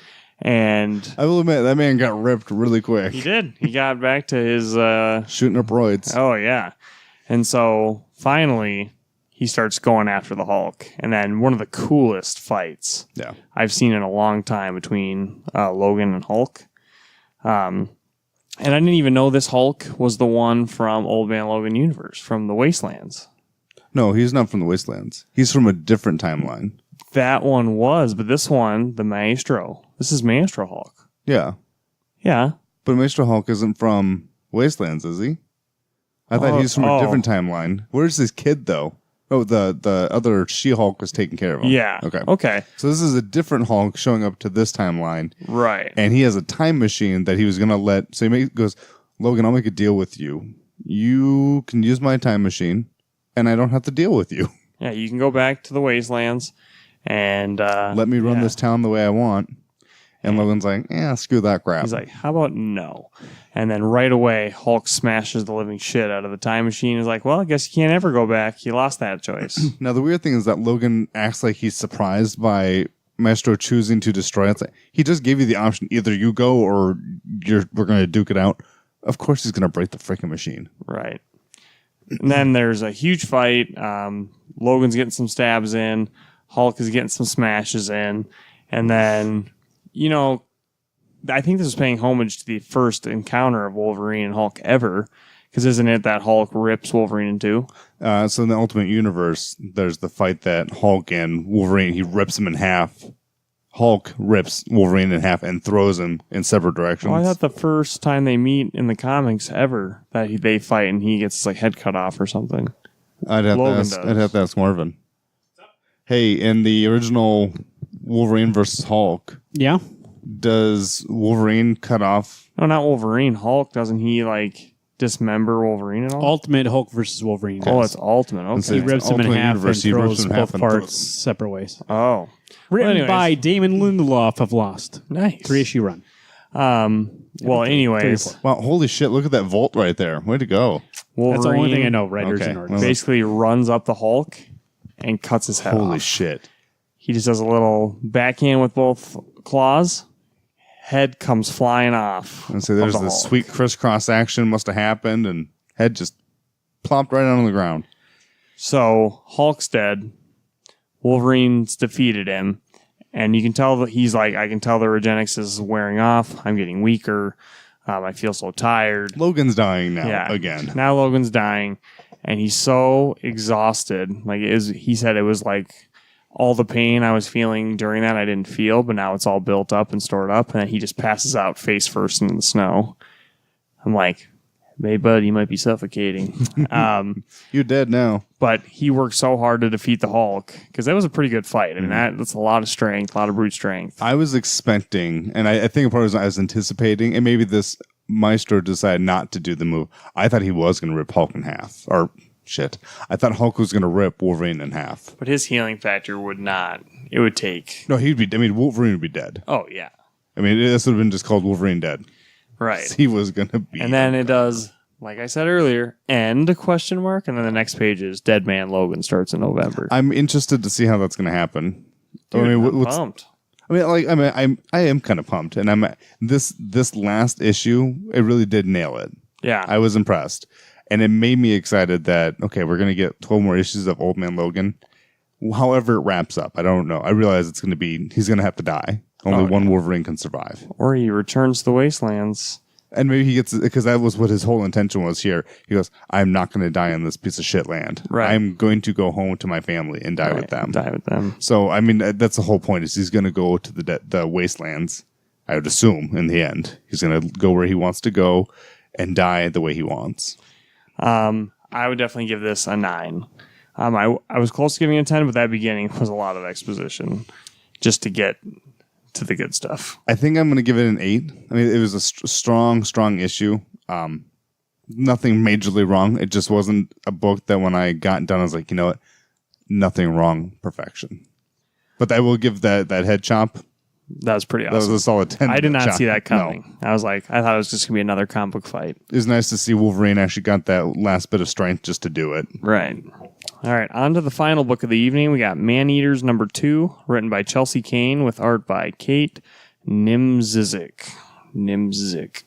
One of the best titles coming out from Image, and I realize we're only 2 issues in. It's so much fun. There's so much to this book. It's like Black Badge or like Department H, where you get all this supplemental material within your comic. but this one uses it in a way that it's like informative and comical. Yeah. So we get our main, what's Maud? Is it Maud? Yeah. Yeah. So Maud is having her first period, and she goes and finds the tampon, and we get to see the first half of a page is just the instructions on how to use it. And she's like, fuck that. Yeah, she's like, this is way too complicated. I think I need some help. And doesn't she yell for her dad? Or No, her dad keeps checking in on her. Oh yeah, yeah. Well, Yeah, she's she's been trying in to the keep it a bathroom, so- secret. Obviously, they both learn at dinner what she's actually doing. Or actually what happened because he realizes it. The checklist. The checklist. Hungry, irritable. Yeah, and he goes on the list. What Alex said on the gauntlet this week, I would agree with 100%.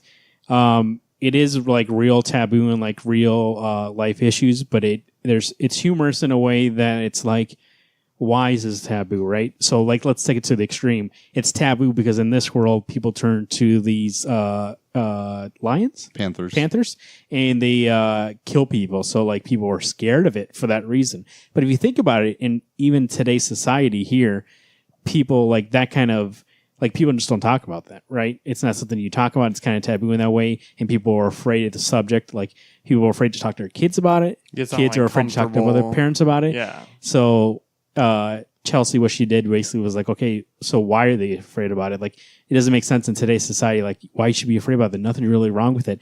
And so let's take a society where there is a reason to be afraid and hide, because if they know you're a panther, they're going to lock you up and like you'll be put into a camp because you're part of this crisis and you're murdering people. So the social commentary is great because both her parents are investigating murders to do with this. And they decide not to do anything about I it. like her divorced parents who come together for this meal just to talk to her about having her period. And that her mom is a big animal vet who's part of the special squad to hunt down these panther monsters. They call them panther monsters. I assume they're just kind of panthers, but maybe they're even bigger sized. And then her dad's just a regular homicide cop. That art is so good. It's really good. And this book, it's not like a whole lot really happened in this issue. It's her struggling with figuring out what's going on with their body, and her mom and dad have to go to work. So a panther had come out of, I don't know if it's hibernation or if it's, I understand it's a disease that once your period hits, much like a werewolf, you turn into this animal. And so a murder had happened, and I think it's the murder we had seen in the last issue, right? Where the big cat attacked this family, attacked a little girl. But I think it's a different one. Or is it a different one? I think it's her. They don't talk about the I think they little girl. allude to that it's her, but I think it might not be. But like at the end of this issue, the grandma's going up the stairs and like calling out her name. So the babysitter's there. Yeah, or the babysitter, and then she's not answering. Well, So I'm that waiting means for her to either burst out of the door, and again, maybe this is all build up for You see the song she was singing? It got stuck in my head when I saw it. She's going, a wing moa, a wing moa, because a the wing first the issue they're in that complex where they're all singing it or whatever. Yeah, so she's like, in the jungle, going up the God. stairs, and we don't know what's going to happen. That's where it ends. It's like, what's going to happen? Yeah. Which is great because it's a humorous book. I think there's a lot of good social commentary here and a lot of like real drama, but also like we were just saying about them going to investigate that, and then that panther shows up and the grandma going up the stairs. There's a little suspense here too. There's a lot of like, what's going to happen here? And I think that's what makes this book so great is that you can't pigeonhole it and be like, it's this type of book. This book is really kind of like whatever it wants to be. Well, there's that part where so the teams, the homicide detective and the animal catching team, are in this house investigating, and I believe it's her dad is, hey guys, you look at this thing. He turns on the light switch. I mean, like this felt like Alien or Aliens almost, where this cat, it doesn't make a difference if the lights are on or off. This cat can find you. I assume if it literally is a panther, it can see in the dark. Yeah. So I was just like, oh my god, this is scary. Well, yeah. Because then the cat attacks her dad. But the Right. dad is fine. Oh, you're right. It could be the daughter then. Right. Well, because the mom has a realization. She's like, she said some quote. She's like, this seems like it doesn't make sense. The pattern. And then it's like, and who's been annoying her this entire issue? Her dad. Yep. Because he's constantly pestering her about things that make her uncomfortable. Who's the victim? Her dad. Like, and at the end, her mom, like, kind of like stares into the panel and is like, oh shit. And like, she's come to a realization, which we're going to find out next issue. But if my theory is that it's Maud, I think it's Maud finally experiencing, having her period and whatnot. And it just makes sense that she's the one going after her dad and going after all these people because it's her first one. I mean, it's kind of like the theory that baby vampires are like the most vicious because they have a bigger bloodlust because they don't know how to control it. It's like I've never heard that theory before. or like werewolves too because they're not trained. Well, it's like a spider, a baby spider or a baby snake, not knowing how much venom to put in. Right. It's that. I'll use actual science terms, not, Yeah, I was gonna say not baby supernatural vampire. terms. Okay, yeah, you guys are going to use actual science terms when it's fucking people turning into werewolves. It's a pair. No, they're They're panthers. Panthers. They're cats. It's man. They're cats. We're panthers. Well, I'm just You're a stating. panther. They Where? can't be. No. Oh, we're not cat. we are. No, not I thought you were like, we. we are. apostrophe No, are. I thought you were like, we're cats. We are panthers, and I was like, No. I don't think they are. No. Where's your baby vampires? I'm not very much on my vampire lore. Where did you see baby vampires? I don't know. Where do you get the books. information from? books. I mean, Baby vampire. No, I mean What I to know expect what when you're saying. 'Cause- expecting a vampire. and it doesn't necessarily mean a but baby. that's like it means werewolves too, a like brand coyotes. new. Yeah. They say even in that book, a new coyote No, will be more vicious. I misunderstood because when you, again, they're not trained. They're when more. you said baby. I was thinking like little toddler vampires. No. What the hell are you talking- no, you mean, you mean infant, newborns. newly created. Yeah. Young. Well, I just meant like Wow, green. vampire could be like 80 and still Young be in young. vampire years. Yeah. This was a 9 for me. This is a Good. 10. 10. This I- book is just amazing. It's fun. And like, I love all the puns in it. Like I was telling Alex before the show, the back cover literally says period. And if anyone saw that, they'd be like, oh, I wonder what that means. And it's like, oh, fuck, this book's about periods. Well, on the back of sex criminals, it says for mature readers only. Duh. I feel like I probably, and this is actually just revealing what happened to me. I think I read this book too fast, although I think I would have been with you I guys. thought you were going to say you had your period. Oh, yeah. I went too fast, and so that's why I gave it a 9, because I like, you guys are talking about certain things. I go, oh, yeah. So I don't really think I fully like got into it, but I mean, to be fair, great. there wasn't a lot to take into it. It's just I purely enjoyed this book for enjoyment's sake. And a part of it is I was telling my wife that I think this is a book for her to read, and she gave me this like dirty look when I told her it's about women having their period. well, and it's they part of turn that into taboo cats. thing, like I was Yeah, saying. well, Like, that's the why is thing. it taboo? Because You almost got panther clawed on I the know face. natural- she's going to beat the shit out it's of me. a at that. natural thing, and yet people act like it's unnatural. So Chelsea's like, okay, let me make it unnatural then. So Well, like, and I was because my wife actually used to read sex criminals with me, and I go, it's kind of like sex criminals, where it's a taboo thing to talk about sex, and then when you orgasm to freeze time. freeze time. What the hell? So that's kind of what it was for me. I thought, oh my god, I think she'd really enjoy this. In a weird kind of, and it's kind of like Bitch Planet even, where this whole book is just about women, and It's they go to really prison about for doing women. bad things, and all these men are gods. I amongst see what you're us. coming from. I it's- think you're actually accurate. It's just like I said, like for some reason, like that topic, a lot of people right away, it's just like they're Mm-hmm. like, and like I said, it's really taboo for what reason though? Because it's something that it's a happens natural to thing for all literally mammals go through it. 50% of the population goes through this experience, and like, why is it taboo when so many people go through it? Those are the books for this week. That's Man Eaters number 2, Batman Secret Files number 1, Black Panther number 5, Old Man Logan number 50, right? Yes, Heroes in Crisis number 2, and Witches, Bad Egg One Shot Halloween Special. So get those books where you get your books, online, anytime, or in a comic book store near you locally, or online. I don't know, you can probably order it over internet too. you know what the hell you want. So actually, I'm pretty glad that I picked this feature because it's very quick. This is already a long enough show that we could just end here, but we always do a feature. I said we had a lot of chatting in the show today. Yeah, a lot We of had good a lot of books. good out issues there. this I mean, week. this was a great week of comics, guys. And say Secret Files, I thought I don't have a lot to say, and then turned out I talked to you, Yahoos, and had a lot to say. I think, especially this week, and what makes comics great is when you get a book like Heroes in Crisis that you can just read for the superhero part of it, but there's also a lot underneath it. A lot of And when you layers. get Secret Files and you've been reading Batman, when you get a Man Eaters and there's social commentary with that, and when you get a Witches, Bad Egg, and you see like the family drama behind it, and that's what makes Scott so, that's like where he thrives, and like to see that return to form for him, I think that's what made these, and Black Panther was a great like sci-fi tale of somebody believing in themselves again. Yeah, so when we get those kind of books, I I think there's a lot of meat in those bones to pick apart. So, Comics this week are like onions. so They have layers. we're doing flash. You know what mobs. else has layers? Ogres. Parfaits.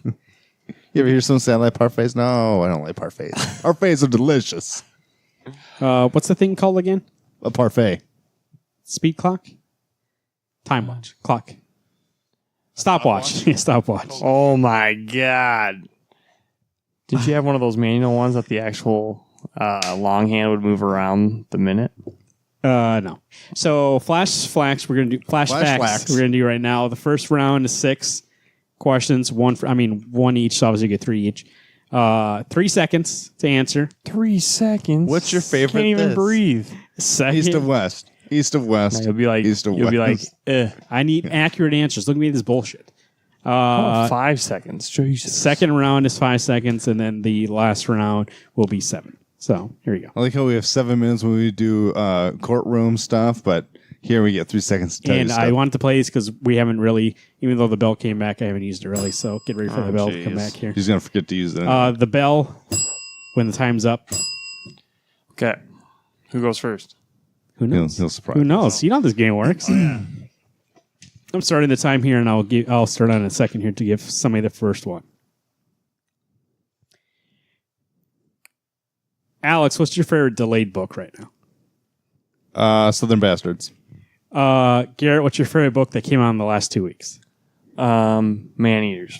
Nice answer. That's good. Alex, what movie is better? Is it The Dark Knight or Winter Soldier? Oh, Winter Soldier. False. Garrett, what's your favorite Spider-Man suit? 2099. Alex, what's the last time you read Watchmen? Oh, 4 years ago? Garrett, what's the best image book? Lazarus. Man-eaters. There we go. That's round 1. You guys actually answered right at 2. Most of them were you answered 2.5. Question for you. Was the Winter Soldier and Dark Knight one, could that have been to either one of us, or do you have it specifically towards me? Who knows? Okay. Who 'cause knows? It could have been you, so you put the answer for both You of have us. brain damage. Who knows? 5 seconds I'll on the give you next round here. Why? Because he picked Winter Soldier? Yeah, but the way that you know I love Winter Soldier, and I would know that you would have picked Dark Knight. So what does that have to do with anything? Dark Knight's the That he obvious specifically answer. crafted it to you and I. Dark Knight's the real answer. Yeah, he's saying that it's a different answer no matter who I ask. So 5 seconds for these ones here. You know I would have been lying if I would have said Dark Knight. Dark Knight. It was for me, you fucker. Garrett, who should be the next writer of Daredevil? Tom King. Alex, what's the funniest book coming out right now? Oh, frick. What? Garrett, what's the book you might drop next? Marvel 2-in-1. Did you already drop that? The next issue. No, what's the Come on, next yeah. book you want to drop? Next book I want to drop? Aquaman. You don't get Aquaman. Oh, loophole. Yeah. Alex, what's a book you regret not getting? Ooh, Nightwing number 5 or 50. Does that count as an issue? I'll count it. Because you decided to drop it and you Yes. regret. Yeah, I'll count it then. It's round 2. There you go. You guys got dinged a couple times. What's a book that I actually put on the chopping block? What's the right next now? book you can put on the chopping block? Probably Justice League Dark, to be honest. Hey, what was the funniest Not even book? Justice League? I was saying you should say Man-Eaters because I laughed I did laugh at that a lot. I thought you said the funniest book right now is Bully Wars. That is pretty good. I need to read issue 2. And I need to read. I got. Issue 3 comes out next week. I know that stuff. What I about got. Farmhand? That's Oh, all. shit. I don't know if that's funny. Yeah, but I do. Actually, more just Leviathan like I laughed a lot very at. comical. But it's Leviathan. not like hilarious. 7 seconds for these ones. I was like, I know I read funny things. Alex, name 2 trades you want to get. Winter Soldier and Astro City. Is it Authority? I don't know. Which one? No, it's not Astro City. It's just the Authority. The Authority? Oh, the Authority, yeah. Oh, I should ding you. Garrett named 3 movies Marvel should make. Not sequels. Carnage, Wolverine. Oh, they already made a Wolverine movie. No, I mean Marvel Studios, so these don't count. These are Sony. Marvel Studios movies? That's not even fair. No, you didn't specify clearly. Okay, go again. I thought you could Go. make like Fantastic Four, X-Men. Those you can do, but these are all he named are all Sony, and they haven't made a deal to do that. Go Okay. ahead. I'll give you some Kate more. Bishop, Hawkeye. Yep. I want to see some Ironheart. Not really. And Superior Iron Man. I just gave you 2. Superior Iron Man. Alex, what's your favorite genre of comic books? Well, it's not comedy. I'm going to say action. Garrett, what's the best book that ended within the last year? That would be Batman White Knight. Okay, there you go. Good choice. Good choice. You know what? I didn't trip you up this time. Usually, Gary gives me answers. He's like, Well, it's usually it's like, why do you hate That's not it. Superman? There's flashbacks for you. Just quickly get some quick answers from these guys, so they don't. You can just pry it out of them, get their first response, get that gut response. That's what we're looking for. Man-eaters. WednesdayComics605@gmail.com. That's the email address. Shoot us an email. Let us know what you think of comic books in general. At Wednesday Comics on Twitter. At Alex Pastrello. I hope someone emails us and just tells us, you three are idiots, comic books are stupid. Then all we do is cry after you. Then why are you listening to the show? Garot2188. That's GROT2188. His Twitter handle. Me, Marvin_Salguero. Find us on Facebook.com/Wednesday Comics Podcast. Like the page, show your friends the page, and have them like the page also. Subscribe to the show on Google Podcasts, Apple Podcasts, Spotify, and Stitcher Radio. There are others too, but those are the main four. YouTube, go to YouTube and look for our page. And you'll see the gauntlet on there. This show, if you want to listen to audio, I hear some people say that they use YouTube to listen to our audio because it's easy to pull up at work, and it's not really a site that's blocked. So there you go. Get away from it that way. Voicemail 605-215-1849. You can use that voicemail to leave us a voicemail about a certain book. It's part of a book club we have, right, Garrett? Wednesday Comics, League of Extraordinary Gentlepeople, proudly presents Saga the Swamp Thing, Volume 2. Make sure to send us an email once you read that with your thoughts, or send a voicemail. The roots of swampthing.com, your definitive source for all things Swamp Thing. John Boylan himself will be here to talk about Saga the Swamp Thing number 2. Book 2, excuse me. No. Volume 2. Thanks. I think it's called Book 2. Volume 2. He'll be here. Make sure to go to his website and get familiar with Swamp Thing. Alec Holland himself. Follow John on Twitter at DC World Swampy, and on Facebook.com/Roots of the Swamp Thing. Holland Files number 3 will be coming out within the near future. And so make sure you're subscribed to those social media channels, because when the pre-orders go out, that's something that sells out right away. And I knew some people who asked us last time was like, oh, he ran out, and so I wasn't able to get it. So make sure that you're, when we start promoting the show, that you are on there and you are pre-ordering that book, because it's fantastic. Garrett, I hope we all have all 3 issues, right? Or Only 2 have issues. 2 issues. Give me 2. Yeah. We'll have 3 eventually. 1 and 2 are so good. I mean, there's things about Swamp Thing that I know that had I not read Holland Files, I never would have known. So a lot of research went into this, and it's just a fun read. There's it's everything Swamp Thing. It's everything you could ask for. Something I just want to give you guys a heads up, and I'll give you more information on the next week's show, because actually it'll be closer. The 12th through the 18th, make sure you go to our Twitter and Facebook page. At the top, we have a link to where you can get a T-shirt, Wednesday Comics T-shirt. There'll be a sale from the 12th to the 18th, so I'll mention it next week and tell you how much it is off. But go there and get the shirts a little cheaper. Wear them. They're very comfortable, as Garrett and Alex said. Yep. They're baseball tees they got, right? Yeah, baseball tees, you can get sweatshirts, and get all Friend of the sorts show, of things. David, also Mugs, pillows. got a T-shirt. He said it's fantastic. So purple.